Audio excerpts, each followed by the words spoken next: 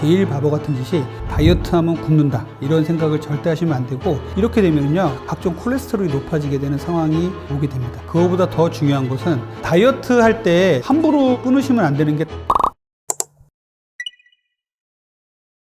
우리가 다이어트 딱 생각을 하면 제일 먼저 생각나는 게 굶자라는 생각을 많이 하실 거예요. 그런데 현대인들의 다이어트에서는요 굶으면은요 100점 100패예요. 왜 그러냐면요, 우리가 굶으면 들어오는 칼로리나 영양소가 적어지게 되죠. 그러면 당연히 살이 빠질 거라고 생각하지만 우리 몸이 그렇게 호락호락하지 않습니다. 음식이 적게 들어오고 칼로리가 영양분이 적게 들어오면요 우리 몸은 기초대사량을 극도로 낮춰요. 그래서 우리가 움직이기도 싫게 만들고 몸의 대사가 뚝 떨어집니다. 그럼 변비도 생기고 피곤하고 이렇게 되거든요. 그래서 단식원에 가서 아무것도 안 먹고 물만 먹고 있는 사람들 다 이렇게 누워 있어요. 그래서 중요한 것은 칼로리 그리고 먹는 양이 아닙니다. 그거보다 더 중요한 것은 어떤 음식을 먹느냐, 어떻게 움직이느냐가 가장 중요한 것이에요. 그래서 우리가 예전에 갖고 왔던 이런 잘못된 생각들, 다이어트 하면 굶는다 이런 생각을 절대 하시면 안 되고, 이렇게 굶으면 어떻게 되냐면요 단기간에 수분만 빠지고 또 하나는 단기간에 근육만 빠지게 됩니다. 우리의 목표는 건강하게 다이어트를 하고 지방을 빼는 거잖아요. 그런데 지방이 안 빠져요. 이렇게 굶는 다이어트는 절대로 성공하지도 못하지만 건강을 망칠 수가 있습니다. 우리가 극단적인 단식 말고도 건강을 망치고 다이어트에 도움이 안 되는 방식은 원푸드 다이어트 같은 것들이에요. 예를 들어 포도만 먹고 하는 다이어트, 바나나만 먹고 하는 다이어트. 이런 음식을 먹다 보면 질려서 그 음식을 적게 먹게 되고, 적게 먹으니까 칼로리가 적게 들어오고 영양분이 적게 들어오니까 자꾸 살은 빠진다 이렇게 생각할 수가 있는데, 실제로는 이것은 영양 결핍을 만드는 거예요. 그래서 나중에 체성분 검사를 해보시면 이런 분들은 지방이 빠진 게 아니라 근육만 빠지는 경우를 허다하게 봅니다. 거기다가 각종 영양분이 골고루 들어와야 우리가 건강한 생활을 영위할 수가 있는데, 그것들이 안 들어오고 아주 결핍된, 우리가 뭐 바나나라든지 과일만 먹었다 그러면은 탄수화물이나 과당밖에 안 들어오잖아요. 단백질이나 지방이 없잖아요. 그러다 보니까 아주 영양이 결핍돼서 질병으로 갈 수 있는 길을 터줄 수도 있어요. 그래서 이렇게 원푸드 다이어트나 극단적인 저열량 다이어트는 절대로 피하시라고 말씀드립니다. 다이어트 할 때 함부로 끊으시면 안 되는 게 탄수화물이에요. 우리나라 가이드라인을 보면요, 우리나라에서 권고하는 최소한의 탄수화물의 섭취량은 100g 정도입니다. 그런데 햇반 한 공기에는요 300g 정도 되는데, 여기에 들어있는 탄수화물이 100g 정도예요. 그러니까 햇반 한 공기를 3분의 1씩 나눠서 하루 3끼를 먹었다. 이게 100g인 거예요. 아주 적잖아요. 그런데 이거보다 적게 먹으려고 하는 사람들이 있단 말이에요. 그러면은 우리 몸에 탄수화물이 너무나 안 들어오게 된다는 거죠. 그러면 우리 몸에 탄수화물이 안 돌아오면 여러 가지 대사에 문제가 생겨요. 1차적으로는 뇌가 탄수화물을 쓰면서 활동을 해야 되는데, 뇌가 탄수화물이 적게 들어오다 보니까 무기력해지고 멍해집니다. 이런 것들을 만들 수 있기 때문에 저탄고지 다이어트에서 말하는 이 극단적인 탄수화물을 줄이는 것, 탄수화물을 아예 먹지 않으려고 노력하는 것들은 저는 올바르지 않다고 생각을 합니다. 첫 번째는 땅콩 버터를 말씀드리고 싶어요. 땅콩 버터를 달지 않은 사과 같은 데 찍어서 먹는 거 상당히 좋은 아침 식사가 되고요. 땅콩 버터는 혈당을 그렇게 올리지도 않고 살이 찌지 않게 하는 좋은 음식입니다. 땅콩 버터는요, 버터라고 이름이 붙여져 있지만 버터가 들어가 있진 않아요. 버터처럼 식감이 꾸덕꾸덕하다 그래서 이제 버터라는 이름이 붙여졌는데, 땅콩 버터를 드시게 되면요, 첫 번째는 포만감이 어마어마합니다. 아침에 먹으면 점심까지도 든든하다 이런 생각이 많이 들고요. 저는 추천드리는 게 땅콩 버터 자체를 먹어도 되고요, 아주 저탄수화물 크래커 이런 데다가 발라서 먹어도 되고, 달지 않은 사과 잘라가다가 땅콩 버터에 찍어 먹으면 아주 맛있어요. 그래서 이렇게 땅콩 버터를 그렇게 먹는 거를 추천드리고, 두 번째는 갈색 지방이라고 있어요. 우리 몸에는요 지방이 크게 두 가지가 있는데, 하나는 갈색 지방, 하나는 백색 지방이에요. 백색 지방은 우리 몸에 나쁜 역할을 하는데, 갈색 지방은 오히려 에너지를 태워서 지방을 태우는 역할을 합니다. 이 갈색 지방을 땅콩 버터가 활성화시켜준다는 연구들이 많아요. 그래서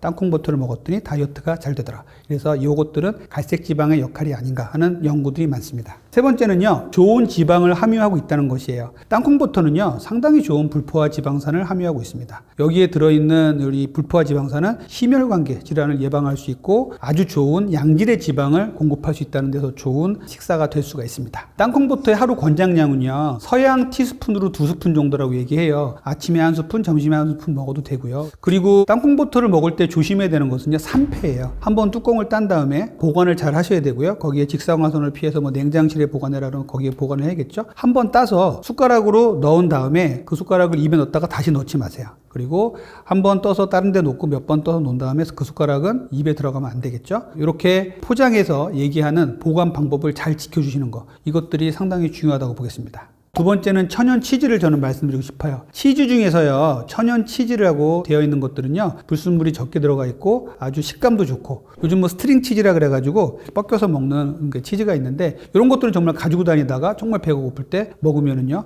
우유에서 나오는 고단백을 섭취할 수도 있고요, 포만감도 좋고 맛도 좋고 해서 저는 아주 잘 활용을 하고 있어요. 세 번째는 생선회예요. 생선의 흰살 또는 생선의 회는요, 고단백 식품입니다. 근데 생선회를 먹고 살이 쪘다고 하시는 분들은 잘 생각해 보세요. 생선회가 아니라 초밥을 먹은 겁니다. 초밥은 살찌게 해요. 근데 생선회 자체는 아주 고단백 식품이기 때문에 혈당을 많이 올리지 않고 포만감도 주고 해서 우리가 생선회는 아주 적극 추천드리는 이런 다이어트 식품이 되겠습니다. 제가 네 번째 정말 추천드리는 것, 샤브샤브예요. 샤브샤브는요, 물 100도씨에서 끓게 되죠. 그래서 거기다가 야채, 고기, 어패를 넣어가지고 데쳐가지고 먹잖아요. 상당히 좋은 야채 섬유질을 먹을 수 있고요, 고단백 음식을 먹을 수가 있어요. 이 샤브샤브는 아주 좋은 음식인데, 하나 조심해야 될 건 마지막에 면이나 밥을 같이 먹으면 안 됩니다. 거기다가 넣어서 삶아서 먹는 거 이런 건 좀 피해 주셔야 돼요. 그리고 마지막으로 달지 않은 과일. 우리가 당도가 높은 이런 과일들은 정말 조심해야겠지만, 달지 않은 베리류라든지 아보카도 같은 아주 좋은 과일이 될 수가 있어요. 그래서 이렇게 5가지는 적극 추천을 드립니다. 저탄고지 다이어트는요, 저탄수화물 그리고 지방을 많이 먹는다, 이런 개념이죠. 제가 늘 말씀드리듯이 탄수화물을 먹으면 포도당이 올라가고, 포도당을 끌어내리기 위해서 인슐린이 나오고, 인슐린이 세포에 저장을 하면서 지방을 쌓는다, 이렇게 말씀을 드렸잖아요. 이 과정이 에너지의 대사 과정인데, 그러면 탄수화물이 몸에 안 들어오면 인슐린이 안 나오니까 살이 안 찔 것이다, 이런 과정에서 나온 것이 바로 저탄고지예요. 탄수화물을 극도로 줄이고 지방을 많이 먹는 거죠. 보통 한국인들이 탄수화물을 먹는 퍼센테이지는요, 전체 하루의 음식 양 중에 55 내지 65%를 우리가 탄수화물을 먹어요. 특히 우리나라 사람은 탄수화물을 많이 먹던 민족이기 때문에 탄수화물을 극단적으로 줄이기가 참 어려운 사람들인데, 이 저탄고지 다이어트에서는요, 탄수화물을 거의 20% 이하로 끌어내리는 경우가 많습니다. 그러다 보면 탄수화물을 적게 먹고 지방을 많이 먹으니까 초기에는 살이 빠진다, 이런 것들을 사람들이 많이 경험을 하면서 저탄고지로 성공을 했다, 이런 체험이나 수기들이 많이 나오고 있죠. 그래서 이런 것들을 보면서 안타까운 생각이 좀 드는데, 이런 저탄고지 다이어트가 막 열풍이 불다 보니까 우리나라 비만학회, 영양학회, 그리고 콜레스테롤 학회 이런 데서 공동 성명을 냈어요. 저탄고지 다이어트는 검증되지 않았고 위험하니까 하지 말아라 라고 말씀을 드렸습니다. 저 또한 같은 생각이에요. 저탄고지는요, 분명히 일리가 있어요. 뭐가 일리가 있냐면, 저탄수화물 쪽에는 저는 일리가 있다고 생각을 해요. 그래서 이 저탄수화물은요, 현대인들이 정제된 탄수화물을 너무 많이 먹기 때문에 이런 정제된 탄수화물을 줄여야 된다는 것은 동의를 합니다만, 이 정제된 탄수화물을 줄이는 게 아니라 무조건 탄수화물을 극단적으로 줄여나간다, 이렇게 되면은요, 우리 몸에서 탄수화물은 꼭 필요한 영양소인데 이 탄수화물이 몸에 안 들어오다 보면 여러 가지 부작용이 생길 수밖에 없어요. 또 탄수화물을 줄이다 보면 결국은 단백질이나 지방의 함량이 높아질 수밖에 없어요. 항상 이 파이에 3분할이 항상 돼 있습니다. 탄수화물, 지방, 단백질. 그래서 3대 영양소라고 하거든요. 탄수화물이 줄어들면은 지방과 단백질이 넓어져요. 그래서 지방을 많이 먹자고 하는 것이 이 저탄고지 다이어트의 기본 원리인데, 그러다 보면 각종 삼겹살이라든지 동식물성 기름을 많이 먹다 보면 트랜스지방도 먹게 되고 각종 콜레스테롤이 높아지게 되는 상황이 오게 됩니다. 그래서 이 저탄고지를 하는 분들을 저는 이제 진료실에서 많이 보는데, 피검사를 해보면 콜레스테롤 상당히 높으신 분들이 많아요. 그래서 저탄고지는 저는 개인적으로 추천하지도 않고, 저탄고지를 꼭 하시겠다고 하시는 분들은 정말 단기간만 하셔라 라고 말씀드려요. 자, 우리가 탄수화물을 극단적으로 줄이면요, 우리 뇌는요, 탄수화물만 먹고 사는 아이예요. 그래서 뇌는 포도당이 들어와야 회전이 되거든요. 탄수화물을 극단적으로 줄이면요, 케톤이라는 게 생겨서 그 케톤 또한 뇌에서 활용을 해요. 그래서 탄수화물을 극단적으로 줄이는 다이어트가 바로 이 케토제닉 다이어트인데, 케톤이 우리 몸에 쌓이기 시작하면 어떤 문제가 생기냐면요, 처음에는 케톤 플루라 그래가지고 감기처럼 몸이 뭐 으실으실 춥기도 하고 몸살이 나기도 해요. 그리고 케톤이라는 물질이 입으로 나와서 입냄새도 상당히 많이 나고요. 또 머리는 안 들어가니까 멍해지고요, 무기력해지고요, 수면장애, 이런 기분장애까지도 생길 수가 있어요. 그리고 케톤이 나오지 않게 하면서도, 포도당을 이용하면서도, 좋은 탄수화물을 먹으면서도 충분히 다이어트하고 건강하게 살 수 있는 방법이 있습니다. 그래서 저탄수화물 다이어트를 그렇게 하시면 되는데, 굳이 이것을 저탄고지 그리고 케토제닉, 케토시스를 만들면서 우리가 꼭 다이어트를 해야 되느냐에 대해서는 논란이 있는 것이죠. 저는 다이어트 하시는 분들께 특별히 하시는 운동이 없어서 나는 어떤 운동을 하면 돼요? 라고 물어보시는 분들께 거의 다 식후 걸으라고 말씀을 드려요. 식후 걷기는 정말 좋은 운동이고요. 걷기는 특별히 운동화 말고는 필요한 게 없어요. 헬스클럽에 굳이 가지 않아도 되고 무슨 장비를 사지 않아도 됩니다. 그냥 운동화만 하나 있으면 어디서든지 걸을 수 있죠. 그래서 식후에 걷는 거 상당히 중요해요. 식후에 우리가 음식을 먹고서 가만히 있으면 혈당이 쭉 올라갑니다. 그런데 걸으시면요, 혈당이 올라가다 멈춰서 쭉 수평을 이루다가 한참 걷다가 혈당이 쭉 떨어지게 돼요. 그래서 식후 걷기는 아주 간단하게 할 수 있는, 건강을 지키고 다이어트를 잘 할 수 있는 방법이에요. 그래서 식후 걷기를 추천을 드리고요. 특히 저녁 식후에 걷는 거 상당히 중요해요. 저녁 식후에는 가장 많이 혈당이 오르는 시기예요. 식후에 가만히 있지 마시고 어슬렁어슬렁이라도 걸으세요. 재활용도 하시고 설거지도 하시고 이렇게 해서 하다가 밖에 나가서 한 바퀴 동네를 돌고 온다, 이렇게 생각하시면 되겠고, 왜 그러냐면 저녁에 우리가 그만큼 많은 칼로리를 소비를 하고 저녁을 먹고 나면 하루의 보상을 위해서 쉬려고 하는 그 동작이 많기 때문에 우리가 그런 행동을 억제하고자 저녁 식후에는 되도록이면 걸어라 라고 말씀을 드리고, 저녁 식후에 걷는 것이 가장 효과가 좋았다라는 연구도 그래서 많습니다. 식후에 걸으면 배가 아파요 이런 분들 계신데, 식후에 걷는다고 우리 몸에 큰 지장이 있는 거 아니에요. 하지만 배가 아플 정도로 또 빨리 걸으란 말도 아닙니다. 그래서 배가 아프지 않을 정도로 어슬렁어슬렁 걸으시다가 괜찮으면 속도를 올리십시오. 그래서 배가 안 아플 정도로 걸으시면 되고요. 우리가 식후에 걷는다고 절대로 소화장애가 생기거나 건강에 위협을 주는 경우는 없습니다. 헬스클럽에서 속도계를 놓고 그 속도계를 보자면 5.5에서 6 정도 되는 속도로 걸었을 때 우리가 옆에 사람하고 말은 할 수 있지만 노래는 못하는 정도라고 얘기를 해요. 그리고 30분 이상 걸었을 때 등에서 땀이 쭉 나는 이런 정도의 강도라고 얘기를 합니다. 이 정도의 걷기 운동은 좀 해주셔야 됩니다. 식후에요, 10분만이라도 걸어도 운동 효과는 분명히 있습니다. 그런데 식후에 최소 20분 이상 30분 정도를 걸었을 때 비로소 지방을 태워주는 효과가 있다고 돼 있어요. 그래서 유산소 운동이라는 개념은 꾸준히 운동을 해주시면요, 20분, 30분 정도부터는 지방이 타기 시작합니다. 그래서 제가 20분, 30분이라는 얘기를 많이 드리는데, 결국은 1시간 정도 하시면 좋죠. 그런데 1시간 정도라 그러면 너무 부담스러워 하시는 분들이 계셔서 저는 30분 정도라고 이제 얘기를 하고 있습니다. 실제로 같은 시간에 칼로리 소비라든지 이런 것들은 뛰기가 많죠. 그런데 우리 바쁜 현대인들에게는 걷기가 지방을 태우는 데는 훨씬 더 효과가 좋고요. 같은 시간에 운동을 했을 때 지방을 태우는 속도는 걷기가 훨씬 더 좋다는 연구들이 있습니다. 그래서 속보로 빨리 걷는 게 달리기보다 지방을 태우는 효과가 더 컸다라는 연구가 있기 때문에 저는 달리기를 하시는 분들은 하시라고 말씀드리지만 걷는 것을 더 많이 추천을 드려요. 달리기는 달리기 나름대로의 효과가 있죠. 심폐지구력을 향상시켜준다든지 근골격계 쪽에 퍼포먼스를 높여준다는 효과가 있지만, 걷기는요, 지방을 태워주고 혈중의 포도당 농도를 높이지 않는 이런 효과를 가지고 있기 때문에 식후에 걷는 것들을 저는 제일 추천을 드리고, 달리기가 원활하지 않으신 분들은 걷기를 더 많이 추천을 드립니다.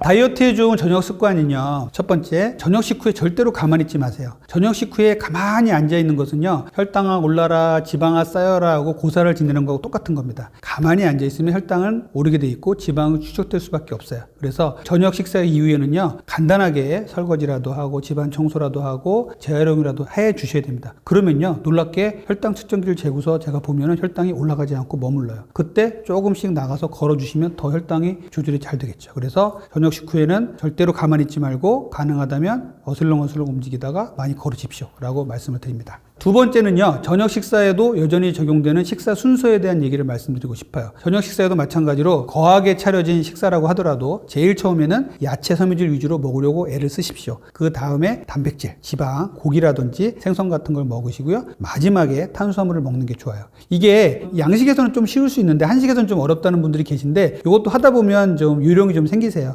반찬을 좀 심심하게 만들어 놓으시고 이렇게 하셔서 우리가 탄수화물을 제일 마지막에 먹는다라는 생각을 항상 두시고, 야채, 단백질, 탄수화물 이런 순서대로 지켜주시면 당도 조절이 잘 되고 다이어트도 잘 되는 몸이 될 수 있습니다. 세 번째는 역시 중요한 게 정제 탄수화물 먹지 말자는 거예요. 저녁에야말로 정제 탄수화물의 폐해가 가장 극심하게 나타나는 시기예요. 그래서 저녁에 흰 쌀밥에다가요, 단맛 나는 음식들을 먹었을 때는 혈당이 엄청나게 올라가요. 그리고 우리가 뭐 서양식으로 갓 구운 빵에다가 오렌지 주스를 먹었다, 뭐 콘프레이크를 먹었다 그러면 혈당 수준이 어마어마하게 올라가거든요. 그래서 정제된 탄수화물은요, 저녁에는 더더욱 피해 주셔야 됩니다. 저녁에는요, 풍부한 섬유질과 단백질을 많이 드시는 게 좋거든요. 그래서 저녁에도 역시 정제 탄수화물을 많이 줄이자라는 말씀을 드리고 싶고요. 네 번째는요, 이 닦는 얘기예요. 이게 뭐지? 라고 생각하시는 분들 계신데, 저녁 식후에 이를 닦으시고요, 가글링이라든지 입안을 청소를 해주시면요, 입이 개운해지죠. 그리고 음식 맛이 사라져요. 그래서 식욕을 떨어뜨린다는 보고들이 있습니다. 그리고 한번 이를 닦은 사람들은 다시 이를 닦기 위해서 음식을 안 먹게 된다라는 보고도 있고요. 그래서 저녁 식후에 이 닦기 상당히 중요하거든요. 하거든요.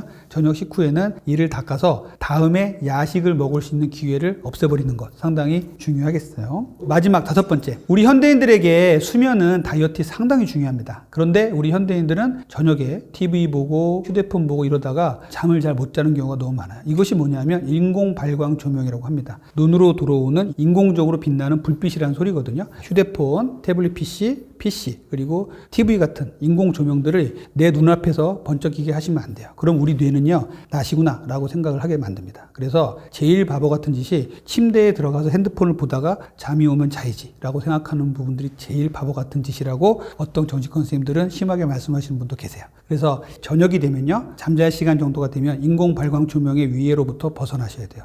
은은한 조명 밑에서 이제 책을 보다가 주무시는 게 제일 좋고요. 뭐 TV나 PC 같은 작업들은 할 수는 있죠. 그런데 9시 정도 전에는 다 마치시고 이제 그 이후로는 잠잘 준비를 하면서 인공 발광 조명의 위해로부터 벗어나시길 바라겠습니다. 다이어트의 잠은 상당히 중요해요. 미녀는 잠꾸러기라는 얘기가 있듯이 수면을 잘 취해야 다이어트가 잘 되는데, 잠을 자면요, 우리 몸에서 성장 호르몬이 나와요. 이 성장 호르몬은 청소년들이 성장할 때만 나오는 게 아니라 성인들한테도 나오는데, 성장 호르몬은 밤 10시부터 새벽 2시까지 가장 많이 나오거든요. 그런데 현대인들은 새벽 2시에 자는 사람들이 있다 그러면 성장 호르몬의 효과를 누리지도 못하고 그냥 버려버리게 되는 거예요. 성장 호르몬은요, 성인에게는요, 살을 빼주는 역할을 합니다. 식욕을 억제시켜주는 역할을 해요. 지방을 사지 말단으로 보내서 지방을 골고루 퍼지게 만들고 근육을 생성시켜주고 대사를 정리시켜줍니다. 그리고 식욕 호르몬들을 싹 정리를 해줘요. 그래서 식욕이 조절이 잘 되게 해줍니다. 잠을 잘 잔 날은 다음날 식욕이 완만하게 유지가 되는데, 잠 못 자고 수면의 질이 안 좋은 날은 다음날 정제된 탄수화물을 더 먹는다. 이런 연구들이 많아요. 그래서 잠을 잘 자야 되고, 또 하나는 스트레스 호르몬인 코티졸이 잠을 못 자면 많이 나와요. 그러면은 스트레스 호르몬이 나오게 되면 내장 비만을 쌓게 되고요. 다음날 고탄수화물, 고지방 음식을 먹게 돼 있다고 돼 있어요. 그래서 스트레스 호르몬이 나오지 않도록 충분한 수면을 취하는 게 좋습니다.